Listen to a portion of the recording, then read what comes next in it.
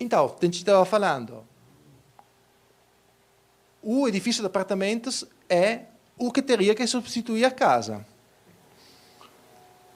Pelo contrário, outro tema que a casa de Butantà aponta é que a casa teria que ser construída pré-moldada.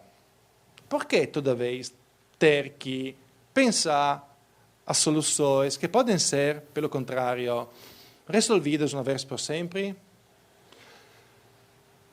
A ideia de construir duas casas iguais, o Paulo sempre fala isso, repete isso, é a ideia de mostrar a necessidade da pré-fabricação.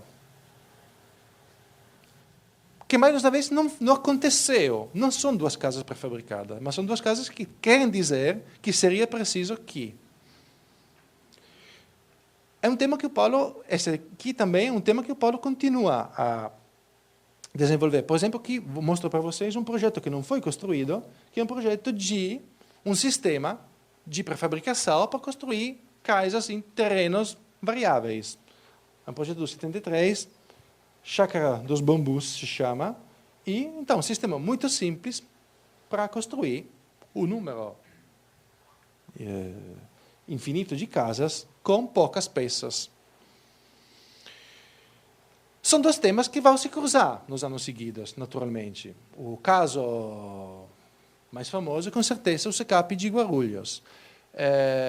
Projeto que não é apenas do Paulo, é um projeto do, digamos, quem recebeu a encomenda parece que foi o Penteado. O Penteado envolveu Ortigas, e Ortigas envolveu também o Paulo. Então, são os três arquitetos desse projeto. Provavelmente, o Ortigas é que dominou, contribuiu mais ao projeto, provavelmente. Eu não quero falar muito desse projeto, mas é o projeto maior da carreira dos três arquitetos, como tamanho. Ainda se não foi construído tudo que tinha que ser construído. E é um projeto de apartamentos pré-fabricados, em grande tamanho. Então, a ideia era, nesse caso, o tamanho, a dimensão desse bairro é tal que vai ser barato a pré-fabricação. Essa aqui era a aposta dos três arquitetos. Na verdade, não foi exatamente assim. Mas essa aqui era a aposta dos arquitetos, para mostrar como esse tema fica importante pelo Paulo. E como vai ficar, por sempre. Ainda na década de 80, a Casa Gerassi será uma casa pré-fabricada. A gente vai falar da Casa Gerassi na próxima aula.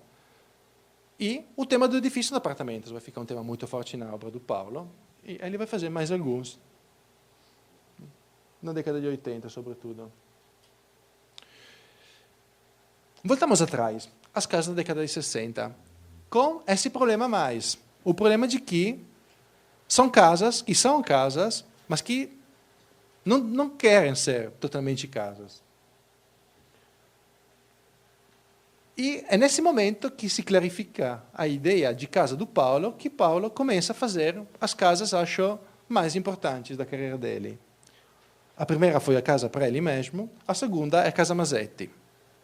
Agora estamos em Pacaembu e o terreno é muito mais interessante nesse caso. Essa aqui é a vista da casa a partir da rua. Depois o terreno desce e tem uma vista muito bonita no outro lado. Esse aqui é o corte do terreno, aqui tem a rua, e a casa, como a casa em Butantà, está toda no mesmo nível no primeiro andar. 4 pilares sustentam a casa e si descortina aqui uma vista de uma paisagem bonita. Aqui é a paisagem que dá para ver a partir da casa. A planta, mais uma vez, não tem praticamente nada no térreo. A rua, aqui o terreno desce. A escala principal e aquela de serviço. O corte e a planta. A planta, mais uma vez, é um pouco un'exceção no caso do Paulo. No caso da arquitetura do Paulo, em geral, o desenho fundamental é o corte. Nessas casas é a planta, porque nessas casas o Paulo está fazendo, como a gente falou, um exercício de, pelo menos por enquanto, de simplificação. Está tudo colocado no mesmo andar para resolver ou enfrentar o tema da presença dos espaços mais públicos e mais privados. Então, para demolir aquela separação, colocando um perto do outro. Aqui é mais um exemplo, e acho que a coisa interessante é que a gente vai ver nessa Casa Masetti o mesmo tema da casa em Butantã, mas resolvido de forma muito diferente do ponto de vista do programa. Então, aqui a casa é, mais uma vez, articulada em 3 faixas. Tem uma primeira faixa, que é essa faixa aqui, que é a faixa da sala, é uma grande sala. Tem uma faixa central, que é uma galeria, e, olha aí, o corte é iluminada com uma grande claraboia, então é iluminada. E tem uma terceira faixa, que é a faixa dos quartos. Então, sempre 3 faixas, mas os quartos não estão mais no centro. Estão do lado. Tem uma janela, na verdade, tem uma janela, não totalmente, porque entre o quarto e a janela tem um banheiro, sem porta.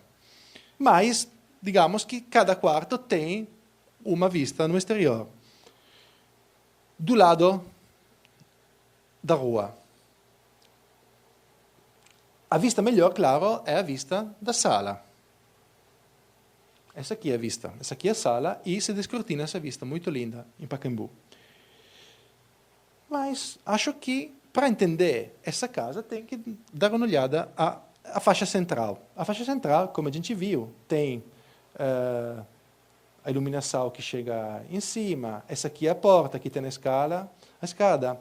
Mas a parte interessante é esse fechamento aqui. Acho que dá para entender ainda melhor olhando essa foto. Essa aqui é a foto, tanto na sala, olhando através dos quartos, no sentido da rua. Então, o que são esses quartos? Os quartos são esses quartos que a gente está vendo nessa foto, são os quartos dos meninos.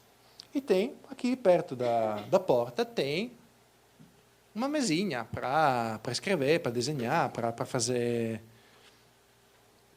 E o que acontece? Acontece que essas mesinhas são bem iluminadas através das claraboias quando essas portas ficam abertas.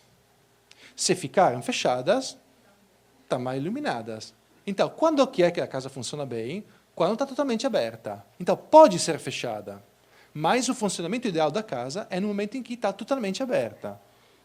No momento em que é um espaço todo, em que não tem mais separação entre o espaço privado dos quartos e o espaço comum das salas. Então, a solução é bastante diferente daqui na casa do Paulo, mas a intenção é a mesma. Outro tema que eu acho muito interessante e que complica a análise das casas do Paulo, porque eu acho que é um dos arquitetos que complica mais esse tipo de análise, ou seja, casas, museus.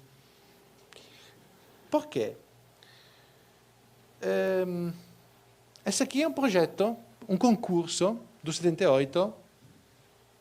Paulo não ganhou. É um projeto que ficou inédito. Encontrei quando eu estava fazendo pesquisa pelo meu livro. É um projeto articulado em 2 blocos. Damos uma olhada a esse bloco. Esse bloco é muito, muito, muito parecido do ponto de vista formal. A gente vai fazer uma coisa que parece superficial, a Casa Masetti. Tem essa espécie de casca que é exatamente a mesma da Casa Masetti. É um caso? É uma caso? É uma coincidência? É uma superficial... tudo superficial? Eu acho que é um pouco mais complicado do que isso. Esse aqui é o CREA. A estrutura tem a mesma lógica. Então, não é simplesmente parecido, tem a mesma lógica estrutural. No térreo tem 4 pilares que sustentam duas vigas, peço desculpa, duas paredes estruturais. Então, a lógica estrutural é exatamente a mesma. A articulação do espaço é... Não. A articulação volumétrica é a mesma. Claro que a articulação espacial é bastante diferente. Isso aqui tem um programa muito diferente, um tamanho muito maior, mas mesma lógica estrutural e mesmo volume. Por quê? Quer dizer alguma coisa? Non so, damos un'occhiata ao Corci, desse progetto do CREA. No Corci tem... Então, o Corci transversal é o Corci da Casa Masetti.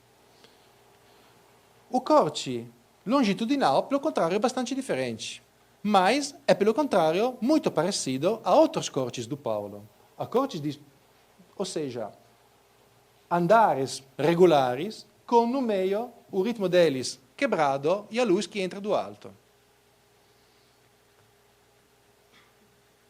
Esse aqui é um croquis, que é uma solução, essa aqui também, bastante típica do Paulo. Em projetos públicos, como uma CUSP, mas, coisa mais interessante, também em casas. A gente já viu Casa Miani, é essa mesma lógica. Mas tem um monte de outras casas do Paulo em que tem essa lógica de quebrar no meio. A Casa Masetti também tem essa mesma lógica. Aqui estou mostrando algumas entre as décadas que eu poderia escolher. O que quer dizer tudo isso? Acho que quer dizer uma coisa que é muito interessante, que eu, quando escrevi o livro, não tinha entendido 100%. Eu acho que na arquitetura do Paulo tem essa ideia, é o seguinte, não é que a casa não tem, digamos, não é que não existe o tema da casa, mas a casa é, em primeiro lugar, arquitetura, e, em segundo lugar, é casa. Então, a especificidade de cada tipologia, podemos dizer assim, a casa, o museu, etc., é muito enfraquecida. Eu venho da Itália. Na Itália, o discurso da tipologia é fortíssimo. Então, cada tipologia tem um sistema de organização espacial diferente. O Paulo é o arquiteto mais longe de um discurso desse tipo. Não é interessante. Claro que tem características específicas. Não é que na casa não tem nada, que uma casa é idêntica a um museu, mas os dois, a casa e o museu, são, em primeiro lugar, arquiteturas. E têm a mesma intenção, que é a construção do espaço público. Então, é um tema fundamental no Paulo. Discutir das casas do Paulo, como que foi feito, só falando das casas e sem estabelecer relações com outros projetos do Paulo, de outros temas, é errado. Porque é uma simplificação que não funciona. Porque nele, na arquitetura dele, essa separação não existe.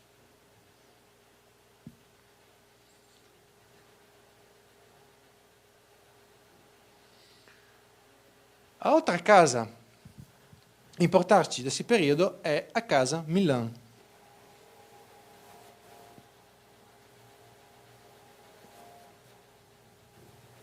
É, mais uma vez, porque é uma casa bastante diferente das outras duas, da casa em Butantà e da Casa Masetti.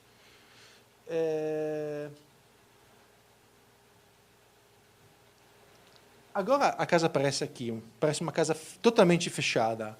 Na verdade, era exatamente o contrário, era a casa menos fechada do Paulo, porque agora tem esse portal de metal que não permite entrada. Na verdade, nas fotos da época, a casa era assim. Então, faltava o portal e tinha uma relação.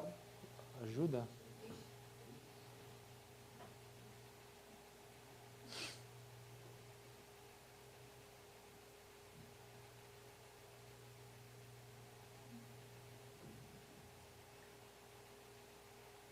Isso. E tinha, pelo contrário, uma relação fortíssima com a rua. Não visual, uma relação de continuidade mesmo.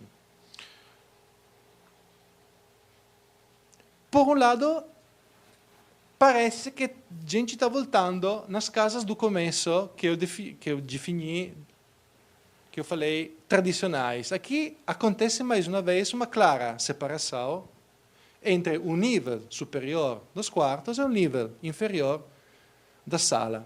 Mas o aspetto radical dessa casa, que acho que a casa, por outro lado, mais radical do Paulo, junto com a casa dele, é esse tema da apertura da casa em relação à rua.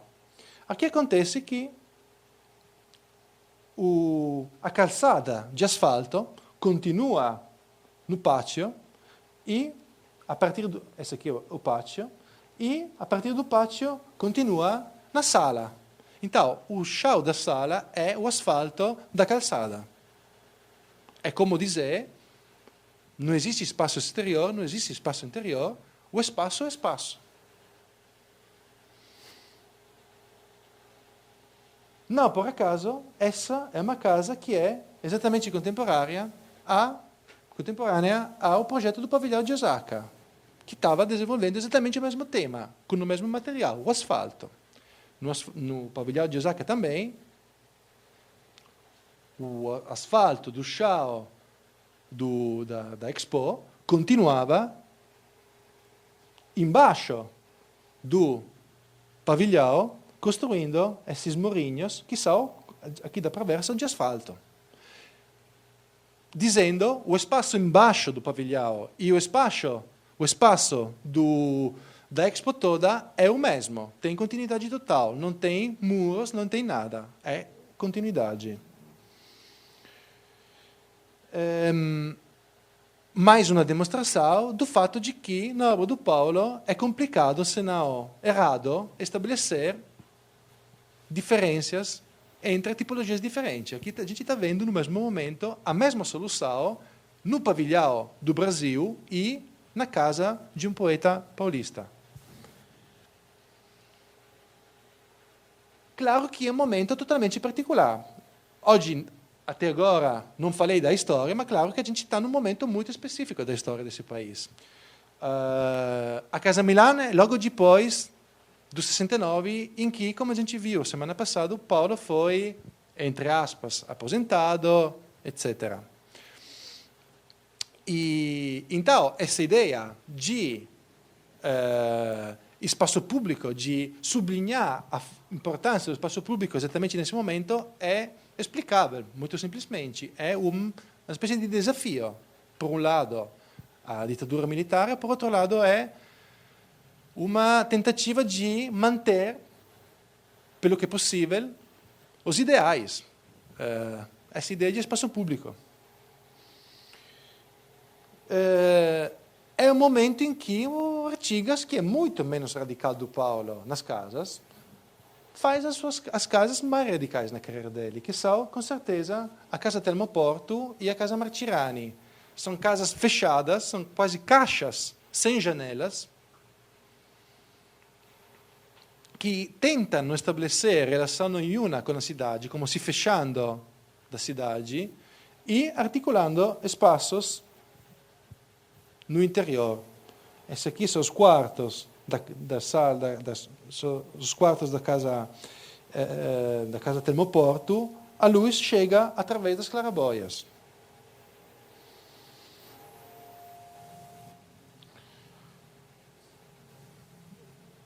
Então, é um momento muito particular. E é por isso que a Casa Milan, que é dos 70, ou seja, logo depois do 69, em que, como a gente viu, foram publicados aqueles decretos-lei, tem esse caráter muito radical nessa afirmação da necessidade do espaço público. As outras casas da década de 70 não têm esse aspecto de radicalidade. Já está clara a intenção, a função da casa. O Paulo conseguiu esclarecer a si mesmo qual é para ele a função da casa, agora pode desenvolver aquele tema com, digamos assim, como uma espécie de jogo de variações. Então, pode articular de jeitos diferentes aquele tema. Um dos jeitos mais originais é, com certeza, a Casa King.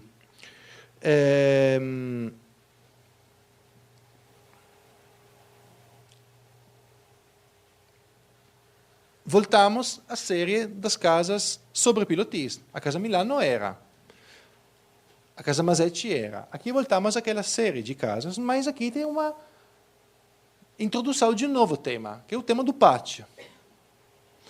Mas é um tema introduzido de jeito bastante ambíguo, porque não é um verdadeiro pátio.